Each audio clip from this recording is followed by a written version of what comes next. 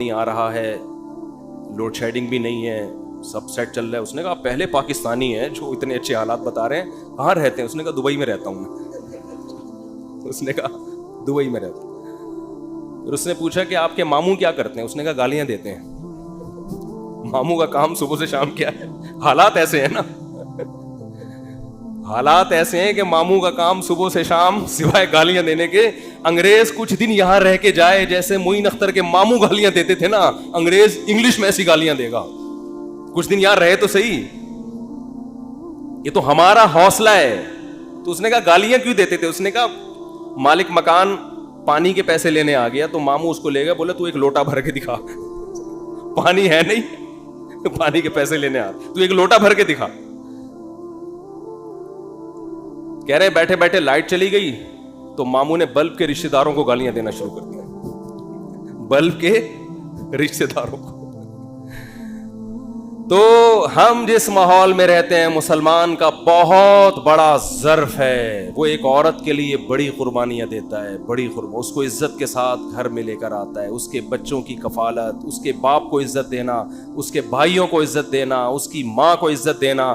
میرے بھائی اس کے بعد اگر 4-6 گالیاں کبھی وہ نکال دے تو ہمارے نبی صلی اللہ علیہ وسلم نے عورت کو حکم دیا ہے کہ وہ اپنے شوہر کی فرما برداری کرے.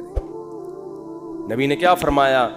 یکفرن العشیر, شوہر کی نافرمانی کرتی ہیں. وہ نافرمانی کیا فرمایا؟ ساری زندگی احسانات کرتا رہے گا, اگر کبھی اونچ نیچ ہو جائے تو عورت جواب میں کہتی ہے ما رأیت منک خیرا قط, اللہ کی قسم میں نے تجھ سے کبھی کوئی خیر نہیں دی, میں تو آپ سے شادی کر کے پچھتا رہی ہوں. اور پچھتاتی بھی 3 بچے پیدا ہونے کے بعد ہیں کہ جب آدمی کے پاس اس سوال کا کوئی جواب بنے ہی نہیں کہ اب پچھتا رہی ہے تو بھائی ریورس بچے کہاں لے کے جاؤں گا میں. وہ صبر کے علاوہ اس کے پاس کوئی آپشن نہیں ہوتا. تو ایسے میں اگر انگریز یہ ٹینشنیں اٹھائے, بوڑھے باپ کی بھی, بوڑھی ماں کی بھی, اور بیوی کی بھی, اور بچوں کی بھی, اور سالوں کی بھی, اور ساس کی بھی, اور سسر کی بھی, پھر دیکھتے ہیں تھینک یو سے بات کیسے شروع کرتے ہیں اور تھینک یو پہ کیسے. وہ ایک صاحب کہنے لگے یار اتنے اچھے اخلاق ہیں. میں نے کہا کسی انگریز سے بولو 50 روپے دے, گالی دے دے مجھے یہ تھینک یو نہیں چاہیے. وہ کہے گا 50 روپے نہیں دوں گا, تھینک یو جتنا لینا ہے. یہ فری پھوکٹ کا تھینک یو ہے بھائی, یہ فری پھوکٹ کا تھینک یو ہے. ایک دھیلے کا خرچہ اٹھانے کے لیے تیار نہیں ہے کسی کا بھی. تو خیر میں جلدی سے بات کو سمیٹ کے ختم کروں, وقت پورا ہو رہا ہے.